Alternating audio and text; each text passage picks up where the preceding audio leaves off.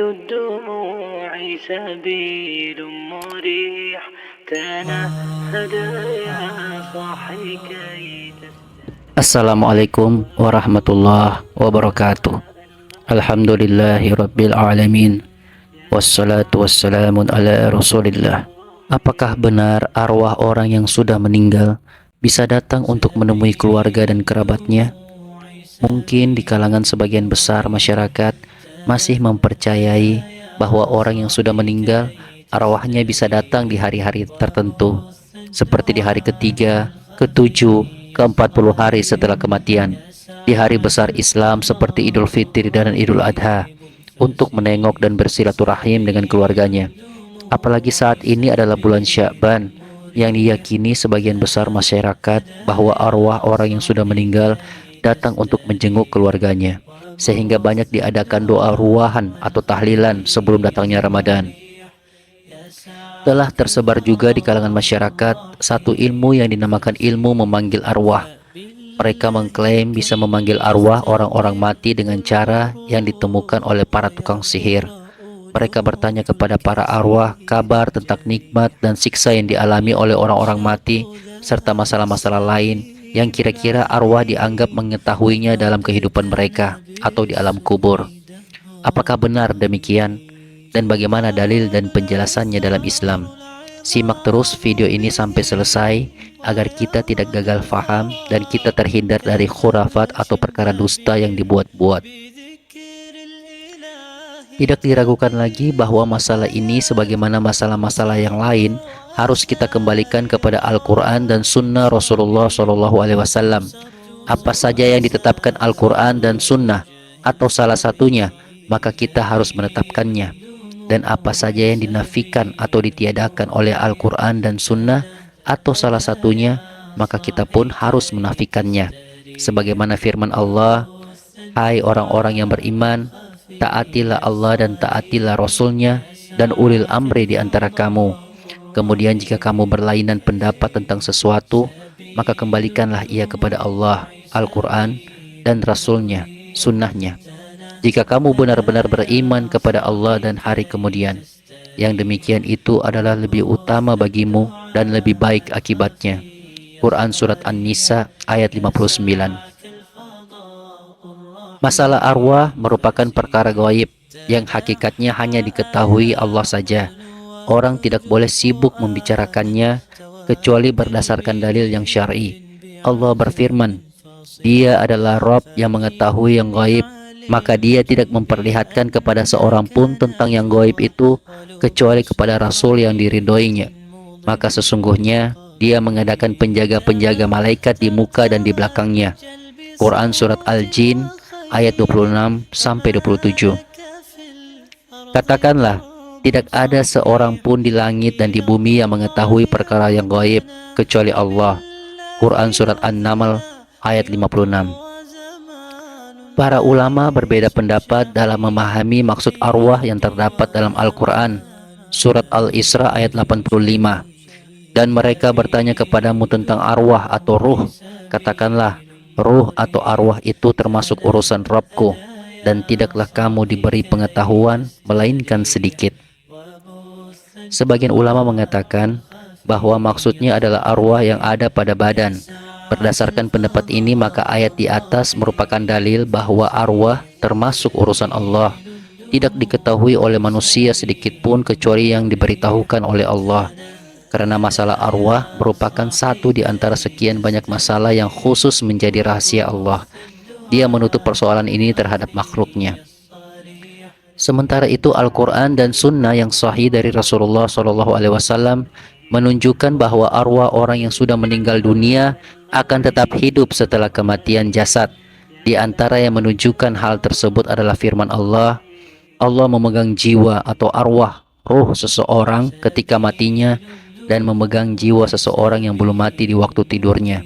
Maka ia tahan jiwa atau arwah orang yang telah ia tetapkan kematiannya, dan dia melepaskan lagi jiwa atau arwah yang lain sampai waktu yang ditentukan. Quran Surat Az-Zumar ayat 42. Ada riwayat yang sahih bahwa pada perang Badar Nabi SAW memerintahkan untuk mengurus 24 orang bangkai pemuka Quraisy. Mereka dilemparkan ke dalam sebuah sumur busuk yang ada di Badar. Manakala beliau sudah mengalahkan kaum musyrikin Quraisy, beliau tinggal di tanah Badar yang menjadi lenggang selama 3 malam. Setelah beliau berada di sana pada hari yang ketiga, beliau memerintahkan untuk mempersiapkan binatang tunggangannya, lalu dipasang dan dikuatkanlah pelanannya. Kemudian beliau berjalan diiringi oleh para sahabatnya. Para sahabat berkata, kami tidak melihat beliau beranjak kecuali dengan maksud memenuhi sebagian kebutuhannya. Sampai akhirnya beliau berdiri di sisi bibir sumur. Kemudian beliau memanggil bangkai-bangkai pembesar kafir Quraisy yang terkubur di dalam sumur dengan menyebutkan nama-nama mereka dan nama bapak-bapak mereka. Wahai Fulan bin Fulan, wahai Fulan bin Fulan, bukankah kalian akan senang jika kalian mentaati Allah dan Rasul-Nya? Sesungguhnya kami benar-benar telah mendapatkan apa yang telah dijanjikan oleh Rabb kami. Bukankah kalian juga telah benar-benar mendapatkan apa yang dijanjikan oleh Rabb kalian? Umar berkata, wahai Rasulullah, kenapa Anda berbicara dengan jasad-jasad yang tidak memiliki arwah? Rasulullah SAW menjawab, demi zat yang jiwa Muhammad ada di tangannya, kalian tidak lebih baik pendengarannya terhadap apa yang aku katakan dibandingkan mereka. Hanya saja mereka tidak mampu menjawabnya. Hadis riwayat Bukhari nomor 3976. Juga terdapat riwayat yang sahih dari Rasulullah SAW bahwa mayit bisa mendengar suara sandal atau sepatu orang-orang yang mengantarkannya ketika mereka meninggalkan kuburannya. Imam Al-Allamah Ibnul Qayyim rahimahullah berkata, kaum salaf telah bersepakat atas hal ini. Asar dari mereka sudah mutawatir bahwa mayit mengetahui jika ada orang yang menziarahinya dan merasa bahagia dengan ziarah tersebut. Selanjutnya Ibnul Qayyim menukil perkataan Ibnu Abbas radhiyallahu anhu dalam menafsirkan firman Allah. Allah memegang jiwa atau arwah seseorang ketika matinya dan memegang jiwa seseorang yang belum mati di waktu tidurnya. Maka ia tahan jiwa atau arwah orang yang telah ia tetapkan kematiannya, dan dia melepaskan lagi jiwa atau arwah yang lain sampai waktu yang ditentukan. Quran Surat Az-Zumar ayat 42. Telah sampai kepadaku bahwasanya arwah orang-orang yang masih hidup dan yang sudah mati bisa bertemu di dalam tidur atau mimpi. Kemudian mereka saling bertanya, lalu Allah menahan arwah orang yang sudah mati dan mengembalikan arwah orang yang masih hidup ke jasadnya. Kemudian Ibnul Qayyim berkata, sungguh pertemuan antara arwah orang-orang yang masih hidup dengan arwah orang-orang yang sudah meninggal menunjukkan bahwa orang yang masih hidup bisa melihat orang yang sudah meninggal dalam mimpinya dan menanyainya, hingga orang yang sudah mati menceritakan apa yang tidak diketahui oleh yang masih hidup. Atas dasar inilah terkadang berita orang yang hidup tentang keadaan orang yang sudah mati bisa pas sesuai dengan kenyataan. Demikianlah yang dipegang oleh salafus soleh, yaitu arwah orang-orang yang sudah mati tetap ada dan bisa mendengar sampai waktu yang dikehendaki Allah. Tetapi tidak benar kalau arwah-arwah itu bisa berhubungan dengan orang-orang yang masih hidup selain di dalam mimpi. Begitu pula tidaklah benar pengakuan para tukang sihir tentang kemampuan mereka mendatangkan arwah orang-orang mati yang diinginkan, lalu mengajaknya berbicara dan bertanya-tanya berbagai hal kepadanya. Ini adalah pengakuan yang batil. Tidak ada dalil yang menguatkannya, baik dalil nakli, Al-Quran dan hadis, maupun dalil akli. Allah lah yang mengetahui masalah arwah. Dialah yang mengatur arwah. Dia pula lah yang berkuasa mengembalikan arwah tersebut ke jasad manusia kapan saja ia kehendaki. Hanya Allah yang maha mengatur kerajaannya dan ciptaannya. Tidak ada yang bisa menandinginya. Sedangkan orang yang beranggapan selain itu tidak mengakui kekuasaan Allah, maka dia hanya beranggapan tanpa berdasarkan ilmu, dan dia berdusta kepada manusia tentang berita-berita arwah yang dia sebarkannya. Hal itu mungkin untuk tujuan mendapatkan harta, atau untuk menunjukkan kemampuannya yang tidak dimiliki orang lain, atau untuk menipu manusia dengan maksud merusak agama dan akidah mereka. Apa yang diaku-aku oleh para dajjal ini, yaitu memanggil arwah-arwah, sebenarnya adalah arwah-arwah syaitan. Mereka memberikan pelayanan kepada setan-setan itu dengan cara menyembahnya dan memenuhi permintaannya. Arwah-arwah setan tadi membantu para dajjal ini dengan bantuan yang diminta dengan cara berdusta dan berbuat dosa dalam menjiplak nama orang-orang mati yang dipanggil para dajjal itu.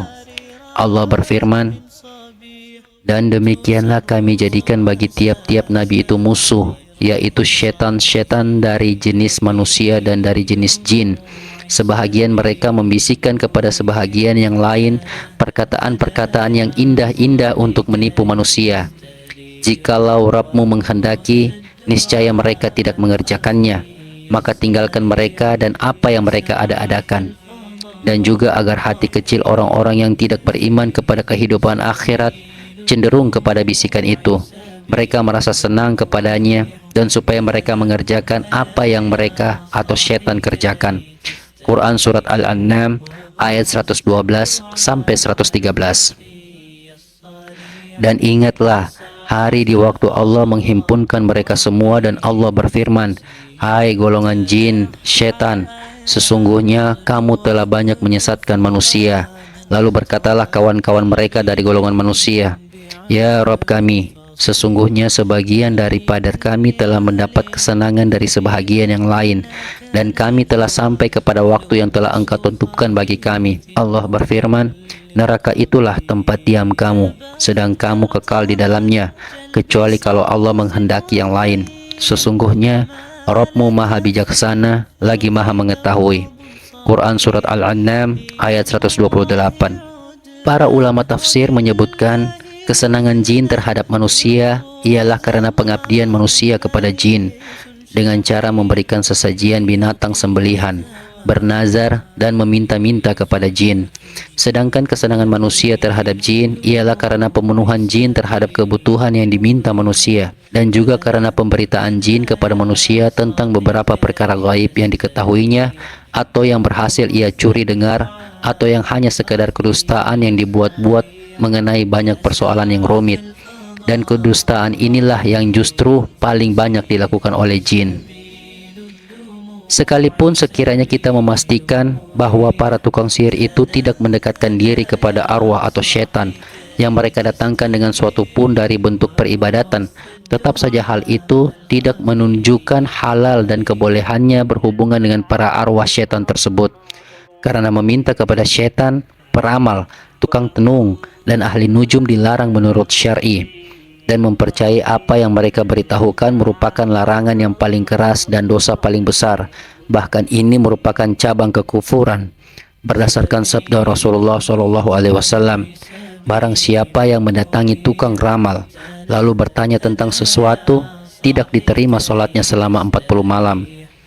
Dalam Musnad Imam Ahmad dan kitab-kitab Sunan dari Nabi SAW, beliau bersabda, "Barang siapa yang mendatangi tukang tenung dan membenarkan apa yang dia ucapkan, maka sesungguhnya dia telah kafir terhadap apa yang diturunkan kepada Muhammad SAW."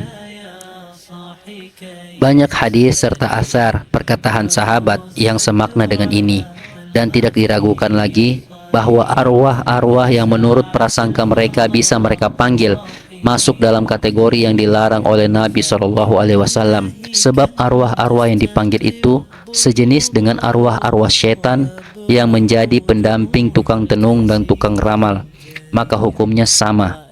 Karena itu tidak boleh bertanya atau meminta kepadanya, memanggilnya, dan mempercayainya. Semua itu diharamkan dan termasuk kemungkaran. Bahkan semua itu batil berdasarkan hadis-hadis serta asar-asar yang telah didengar di muka dalam masalah ini. Di samping itu juga karena berita yang mereka ambil dari arwah-arwah ini termasuk perkara gaib. Padahal Allah berfirman, "Katakanlah, tidak ada seorang pun di langit dan di bumi yang mengetahui perkara yang gaib kecuali Allah." Quran Surat An-Naml ayat 65. Terkadang arwah-arwah yang mereka panggil ini adalah setan yang menemani orang mati yang dipanggil arwahnya. Lalu setan ini memberitahukan apa yang ia ketahui tentang mayit ini semasa hidupnya, sambil mengaku bahwa dia adalah arwah sang mayit. Oleh sebab itu tidak boleh mempercayainya, memanggilnya, dan menanyainya sebagaimana dalil yang telah disebutkan. Dan apa yang ia panggil itu tidak lain hanyalah setan dan jin yang membantu mereka sebagai imbalan dari persembahan yang mereka berikan kepada setan tersebut, berupa peribadatan yang seharusnya tidak boleh ditujukan kepada selain Allah. Dengan cara demikian, maka ia orang yang memanggil arwah sampai pada batas syirik akbar yang akan mengeluarkan sang pelaku dari Islam. Kesimpulannya adalah bahwa arwah atau ruh orang yang sudah meninggal itu sudah berada di alam barzah atau alam kubur, tidak mungkin bisa gentayangan untuk menakuti orang atau memberi nasihat atau petunjuk kepada orang. Apabila orang yang meninggal itu adalah orang yang beriman, maka dia sedang menikmati pemandangan surga dari dalam kuburnya. Sedangkan apabila yang meninggal adalah orang kafir atau fasik, maka dia sedang diazab dalam kuburnya sampai hari kiamat, sehingga tidak mungkin bisa keluar untuk gentayangan. Allah Maha berkata benar, Dialah yang menunjukkan jalan kebenaran, dan hanya kepada Allah lah permohonan diajukan, agar hendaknya Dia memperbaiki kondisi kaum muslimin serta menganugerahkan pemahaman yang baik dalam masalah agama kepada mereka. Juga agar hendaknya Allah melindungi mereka dari tipu daya orang-orang jahat dan tipu daya wali-wali syaitan. Sesungguhnya Allah Maha Kuasa atas semuanya. Subhanallah wa bihamdi, subhanakallahumma wa bihamdika, asyhadu an la ilaha illa anta, astaghfiruka wa atubu ilaih. Assalamualaikum warahmatullahi wabarakatuh. يسعك الفضاء الرحيب الفسيح سبيل